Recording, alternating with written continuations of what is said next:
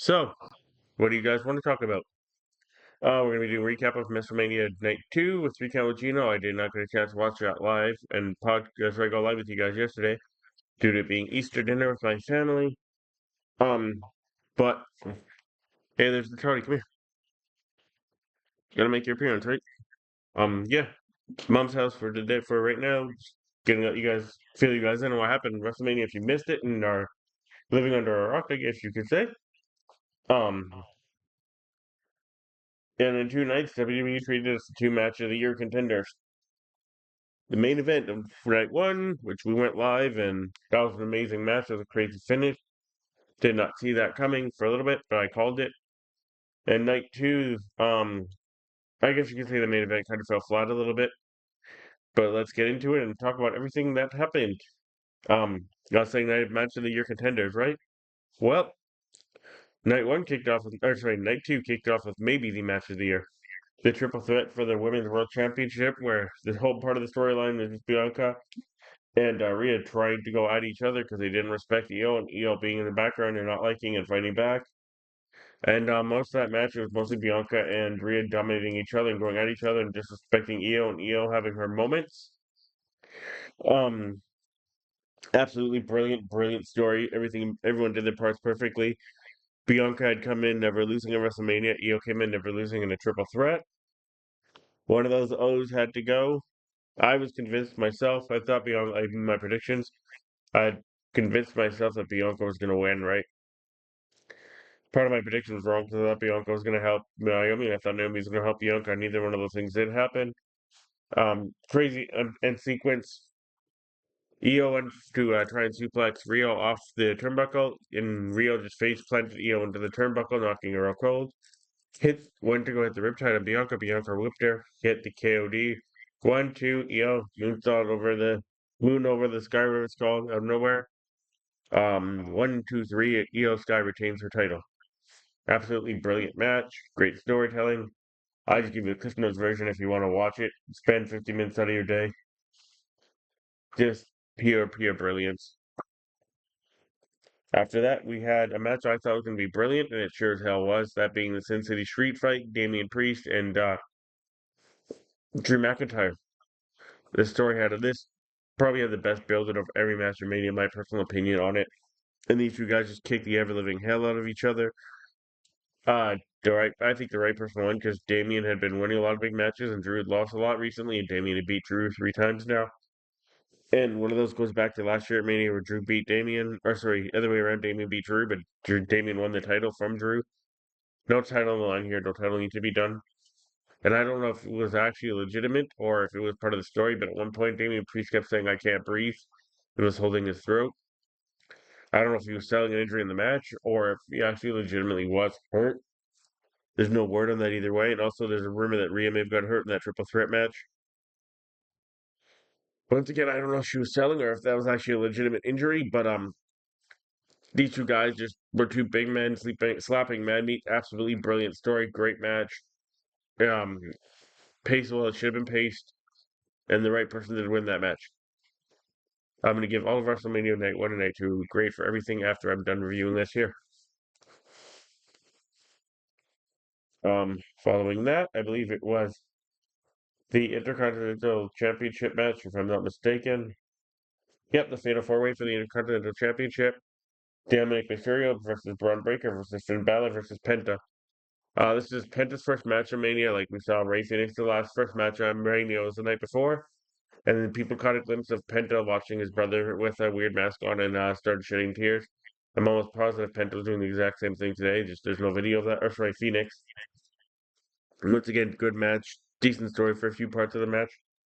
Braun was just dominant like usual, just flying around doing what he does. There's one point where he cleared 3 other competitors and hit his shoulder block on Penta. Sorry, the other 2 competitors outside the ring and hit his flying shoulder block on Penta out of nowhere. Um, like I said, absolutely brilliant match. All 4 of these guys did the best that they could do to put that match together. And Dominic Mysterio's hard work finally pays off as Dominic Mysterio is now Intercontinental Champion. He pinned Finn Balor, like me and Colin both predicted.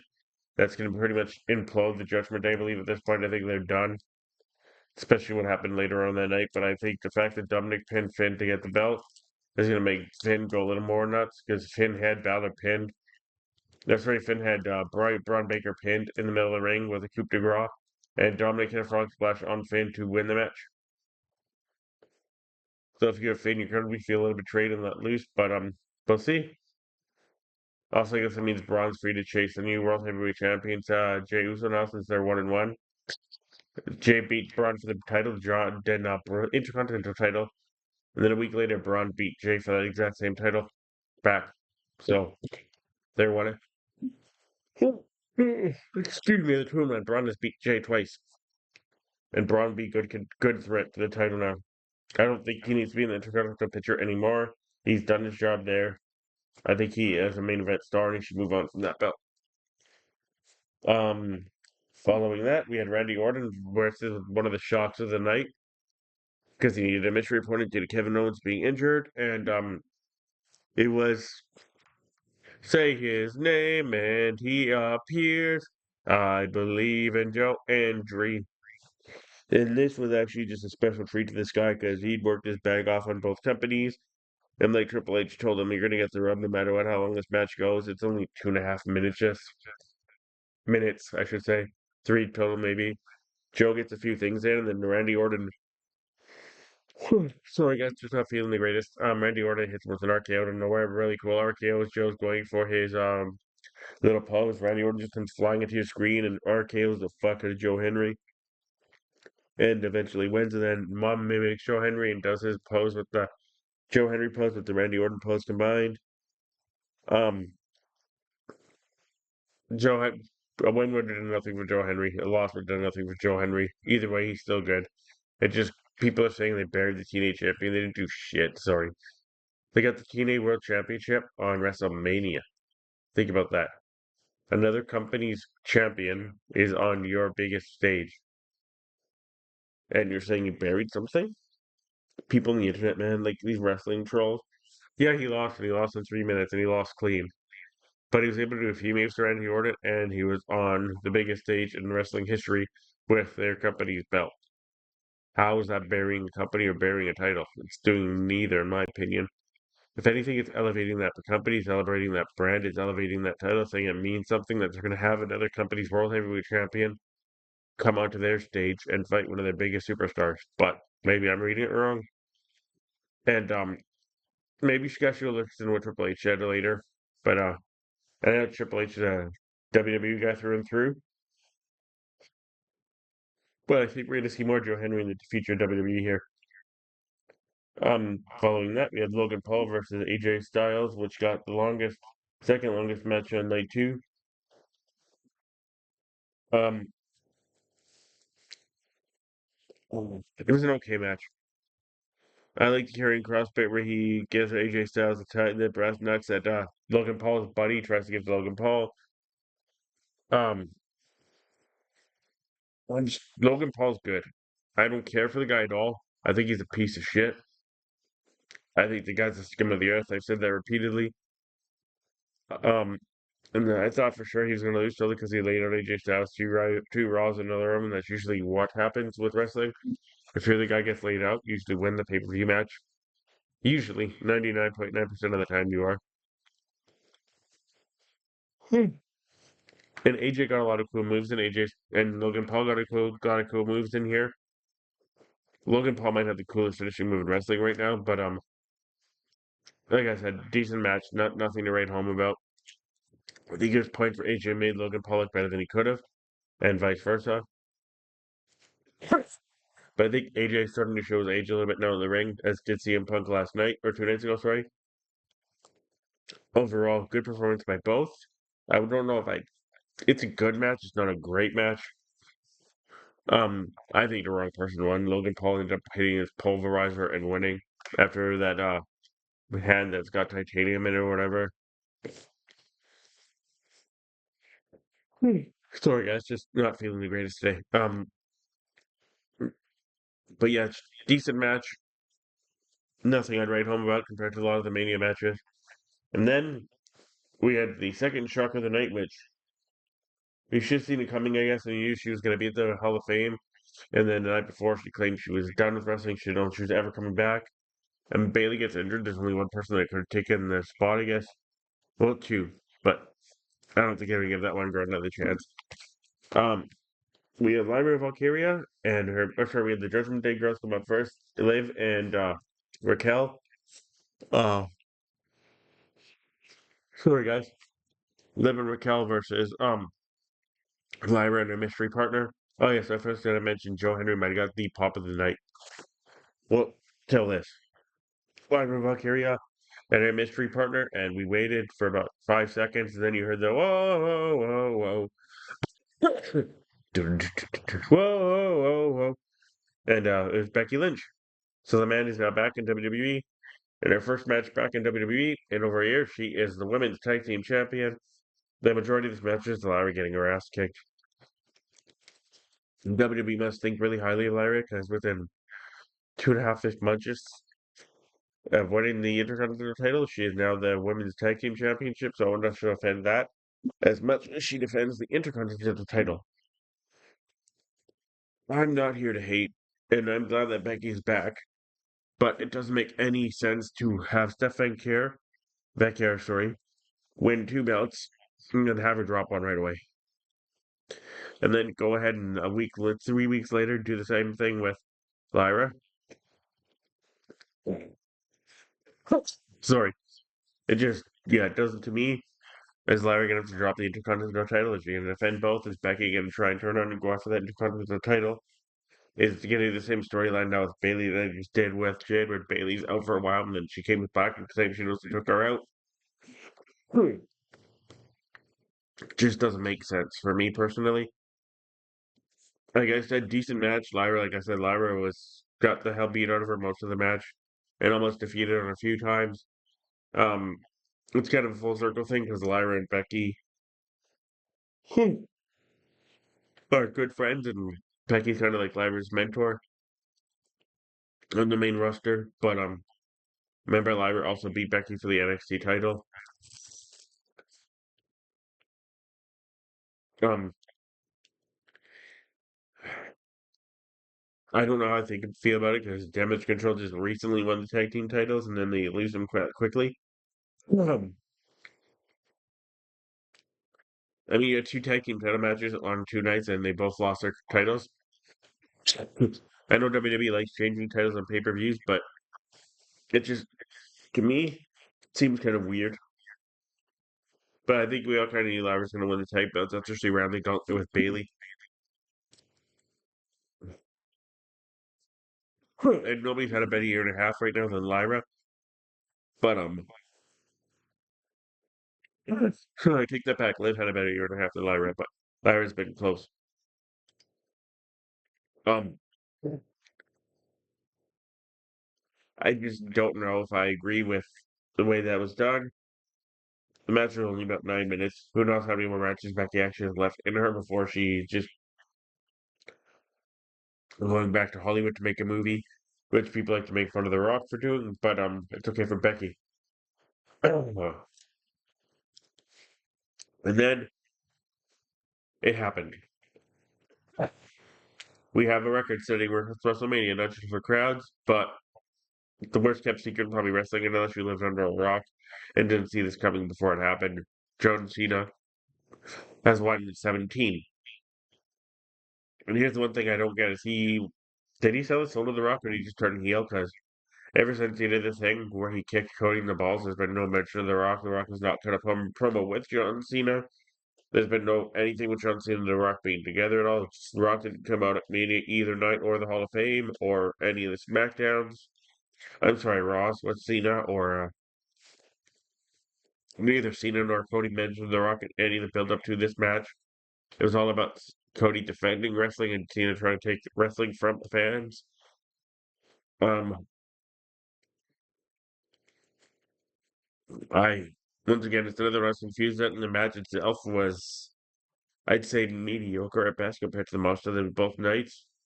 The pacing was kind of slow and methodic, which I don't know if I enjoy right away, but it wasn't unenjoyable, if that makes sense. It was just there. Cena did do a few new moves that people didn't think he could do. That's the majority of this story was Cena can't wrestle, right?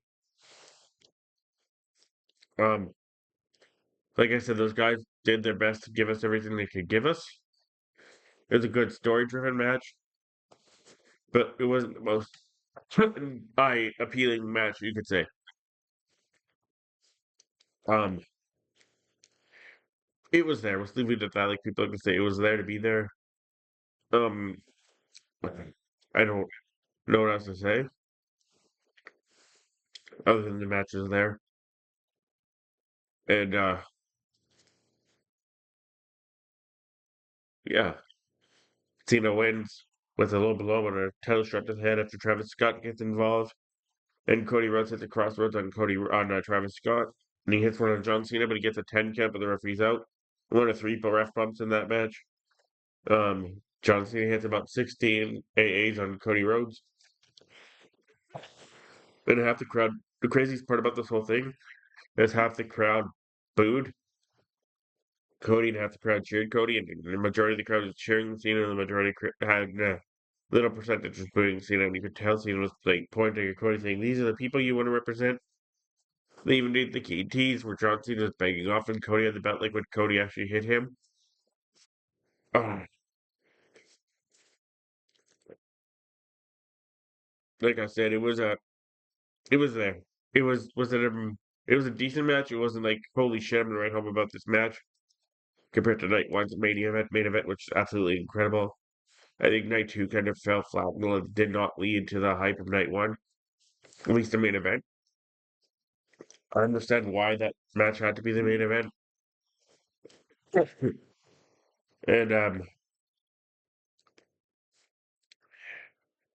we're left wondering now, pondering what's what. Is Cena gonna disappear with that belt? Or is Cody gonna kind of go into like this lull and become a bad guy now? Or is he gonna be that guy that's driven to get the belt back for wrestling? And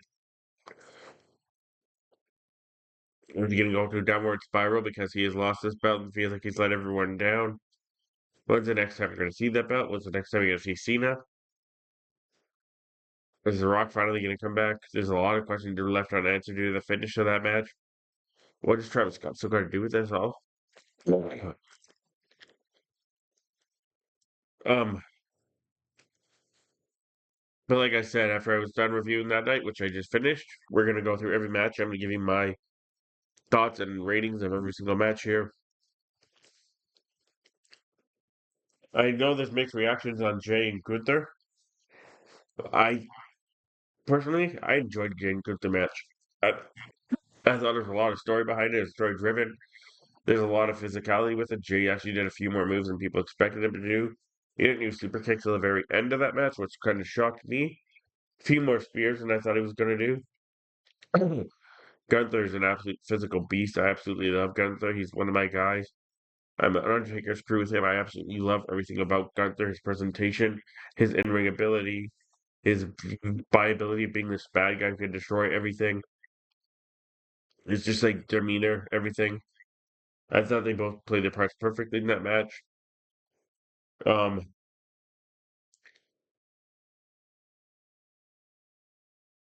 for me personally, I'm gonna give that a gold medal match. I thought it was absolutely brilliant.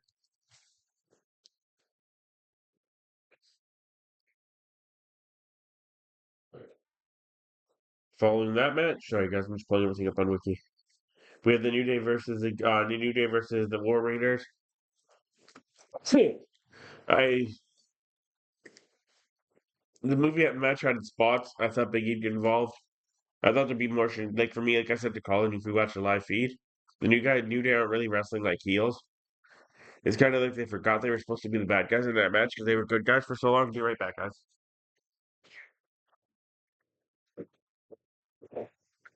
Need some water. Um, the War Raiders did their part.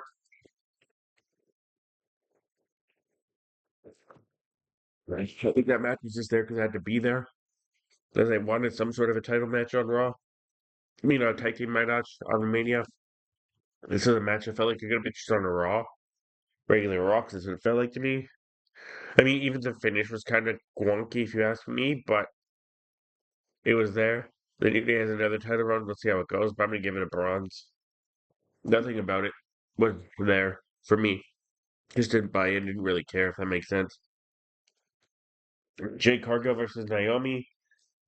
You saw my Collins reaction to that match live and alone.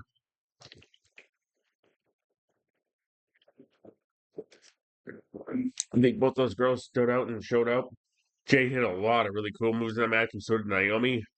When Naomi did this really fast top rope bulldog move, Jade hit that turnaround spin up pop up power bomb, and a few other crazy moves like that, where she caught Naomi in midair and suplexed her. Naomi's getting, I mean, Naomi was like Jade is getting so much better with every match. The match told the perfect story about both these girls and where they're going and what this bout was about. I like the fact that Naomi came up to like a heavy death rock song type idea. And Jade's entrance is the only cheesy part about the whole match, in my personal opinion. Um, that being said, I'm gonna give this a silver and a half match. Half silver, half gold. So we'll give it a gold dish. Gold dish. Gold stove. That we'll call it gold stove. Ugh. There wasn't not a lot about the match not like, if that makes sense. Jacob Fatu versus LA Knight. I thought this was a decent match. It was a good battle between both. You got to see Jacob and a little bit of Pearl. You got to see LA Knight doing a good job of controlling most of the match and then being able to sell the damage he took from SmackDown the night before. And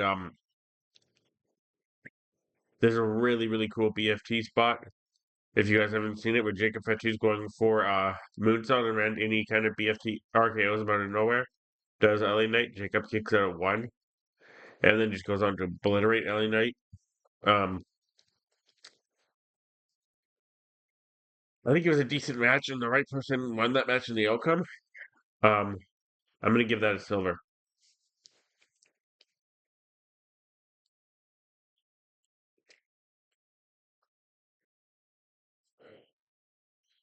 Well, Grande Americano versus Ray Phoenix.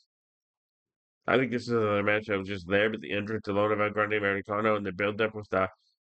My favorite part about the whole match was they had El Grande Americano talking, but dubbed over him was a guy speaking English with a Spanish accent, making kind of like an old throwback to like the old movies, and then him coming out to a mariachi brand was, I don't know if you want to call it racist or insulting or whatnot. Or Vikingo was also there.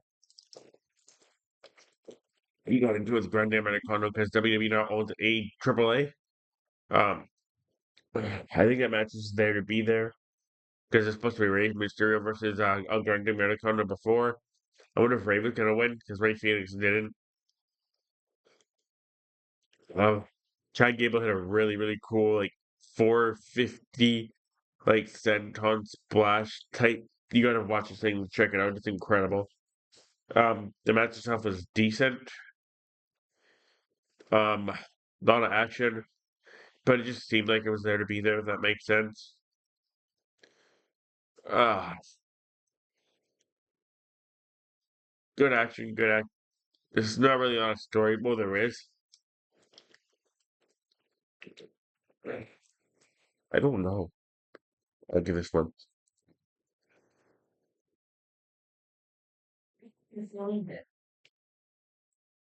Um, we'll go silver.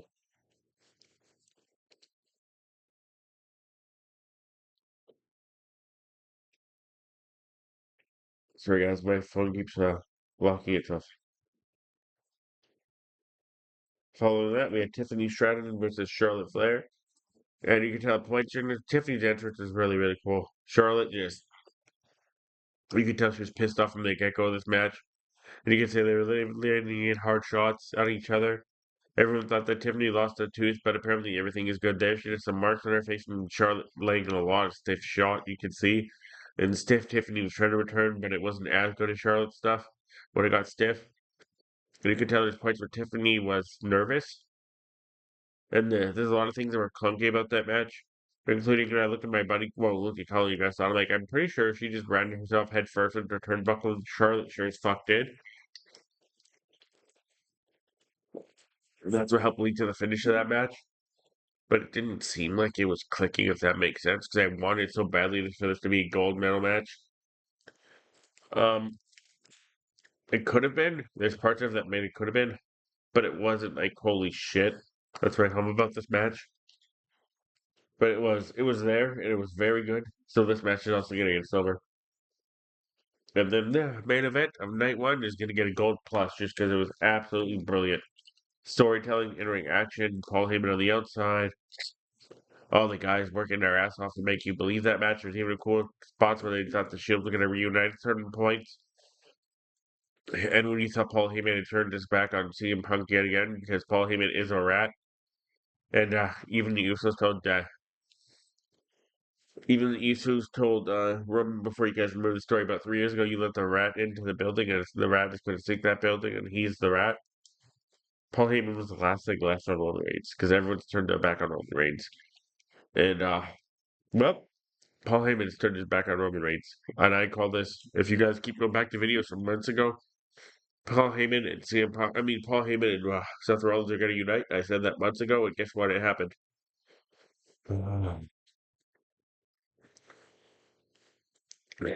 um, yeah, like I said, this is a gold plus plus, in my personal opinion.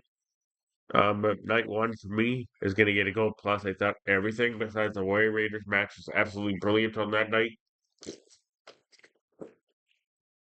Outstanding night one. We'll even do stand and deliver after we rate these two things. Um,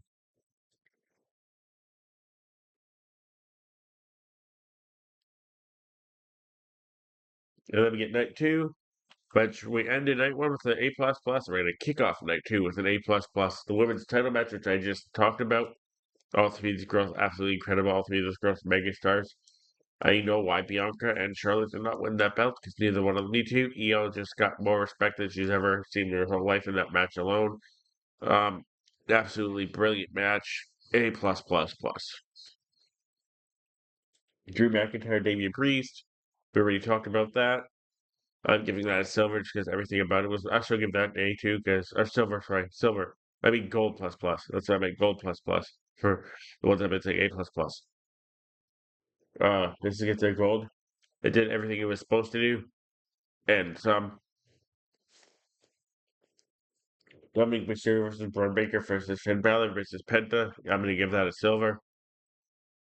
Randy Orton versus Joe Henry. It was there to be there. It could have been. It gave a rub to Joe Henry, but just there to be there, just a thing to be there. So that's going to get a bronze. Logan Paul versus AJ Styles. I'm going to give a silver. Lyra Valkyria and Becky Lynch versus the Judgment Day, Liv Morgan and Raquel Rodriguez.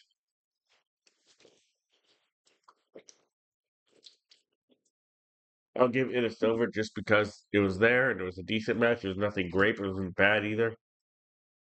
John Cena versus Cody Rhodes. For the history making part of it, I'm going to give it a gold. For the actual in ring and storytelling and match itself, I'm going to give it a silver. Just because it was good, but it wasn't my thing, if that makes sense. It was well paced, well told, well done. Just not my type of match. And like I said, the moment itself and seeing the history being made, you're gonna get gold for that. And the match itself is a silver match. And night two, I think, is gonna get a overall get a silver plus. And now let's do stand and deliver. Rate that.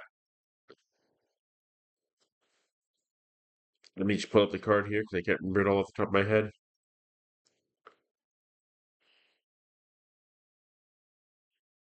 Give me 1 sec here, guys.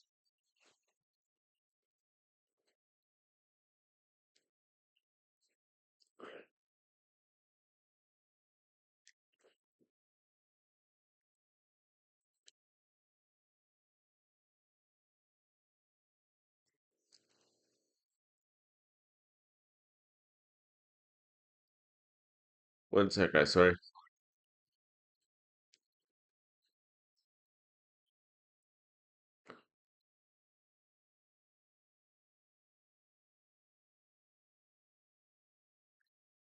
So this is the only match we didn't get to see because it was on the kickoff show. Netflix did not air that.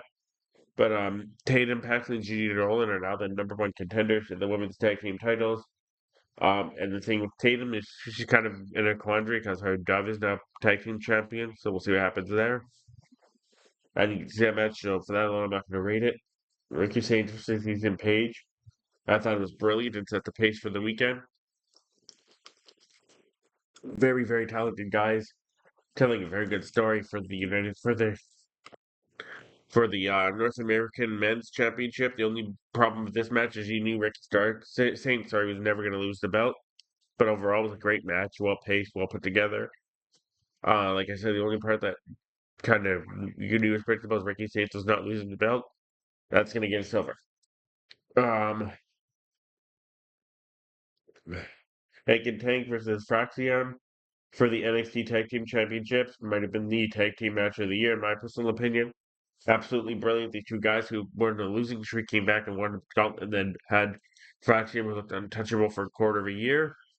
And you can tell there's points where they were teasing each other. There's going to break up, but both guys debuted well on the main roster as well and did a great job there. Um, absolutely well done tag team match. Absolutely well done match in general. There's points where you can tell Fraction were kind of playing a little bit of a heelish part in that match, but overall absolutely brilliant, and that's getting gold. Saul Ruka versus Easy Dane versus Kelowna Jordan versus Lola Vice versus Thea Hale versus Zarya. Ladder match for the North American Women's Championship. There's parts of it that didn't click, but there's parts of it that clicked, and when it did click, it was absolutely brilliant in my opinion.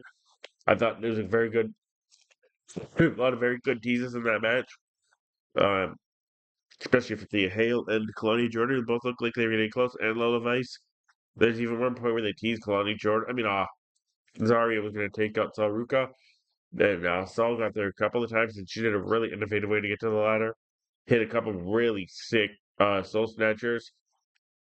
But I think in the end, they made the right person win that match. And Saul Ruka is the North American champion, like you guys saw my live video a couple of days ago. This match is going to get a goal for me. That was a very good match.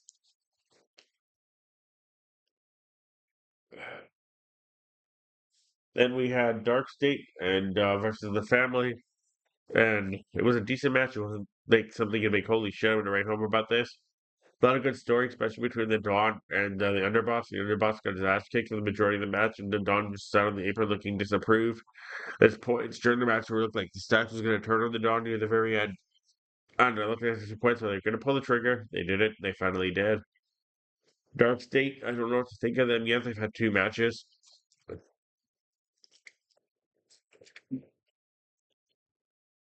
What's his?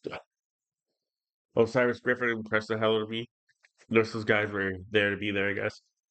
Luca Cristofino started making me a fan of him, but the match itself was there. I didn't think much of it. I'm gonna give that a bronze. That might be my only bronze on this entire card.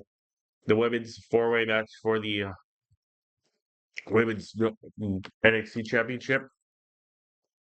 I put that as brilliant as that three-way match for the West match for this Raw title on the second night of Mania. That's getting a goal for me. Those are four very good wrestlers, and Jada Parker's only getting better every single match. The triple threat for the men's heavyweight championship. That's another goal for me. That's all I'm going to say. You guys have to check that match out. It's absolutely Oberfemi's a beast. Javon Evans is getting better every single match. I'm not the biggest Rick Williams fan, but he's getting better every match as well. It got 20 more seconds than the women's match did. I thought the whole show in general was brilliant, and the only thing I found wrong, like I said, not wrong, but didn't feel like it belonged on that card, was the family match versus Dark State. Just felt weird being there, if that makes sense. In general, absolutely brilliant show put together, top to bottom. I'm gonna give NXT stand delivered a plus. I mean, a gold plus in my opinion. Sort of like night one. I thought those were the two things that were brilliant about all of WrestleMania weekend. Night two was there. It was good. Just I don't think it met the requirements of night one or stand and deliver itself. Um, in general, it's a great, great weekend of wrestling. And yeah, we'll talk to you guys in a few days. or later tonight after SmackDown. I mean Raw. We're after Mania, guys, in a few hours now. Let's see what happens. All right, peace.